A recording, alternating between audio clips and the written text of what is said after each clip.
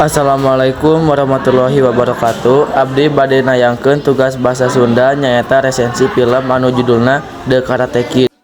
Tepangkeun nami abdi Dewa Cahyadi Sareng Suendra Saputra ti kelas 12 IPA 2. Identitas film, genre drama aksi, direktur Hazar Zwart, prosedur Jerry Weintraub, Will Smith, Jada Pinkett Smith, James Lasier sareng Ken Stoffit. Skenario Christopher Murphy. Charles Jaden Smith, Jackie Chan, Wayne Han, Taraji Henson. Musik James Homer.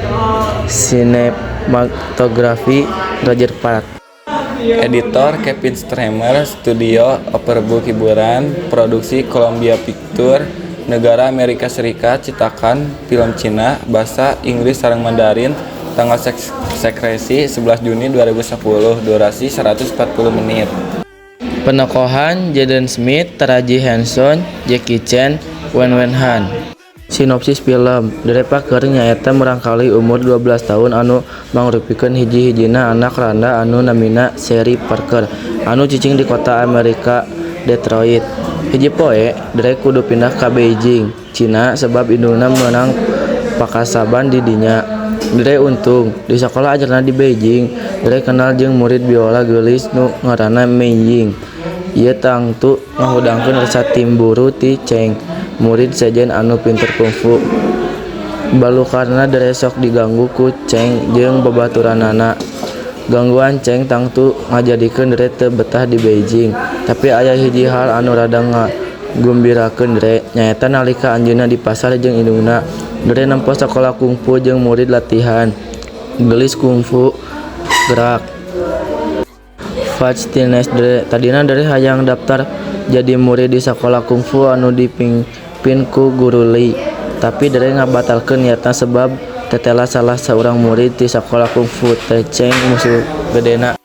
Kaluwihan film, kauntunganna film ieu nyaeta ngamotivasi urang pikeun terus narekeun pikeun ngahontal puncak, nyaeta ku rajin latihan jeung usaha.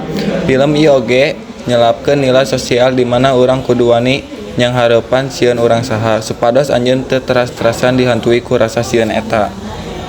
Kakurangan film, pikeun film genre barudak, tawuran anu lumangsung dina eta film bisa disebutkeun telengse teuing.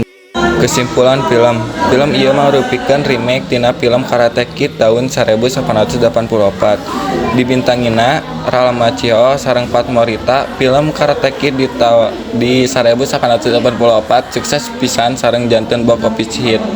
Carita film Karate Kid 2010 sarua jeung Karate Kid 1984 ngan aya saeutik bedana, tapi aya hiji beda gede. Nyaeta dina film Karate Kid 2010 seni bela diri anu dipake lain karate tapi kungfu. Nalika disebarkeun di Cina, film ieu ngagunakeun judul Kung Fu Kid, sedangkeun nalika disebarkeun di Jepang ngagunakeun judul Best Kid. Sakitu wae tugas resensi anu tiasa ku abdi duaan ditayangkeun. Hatur nuhun.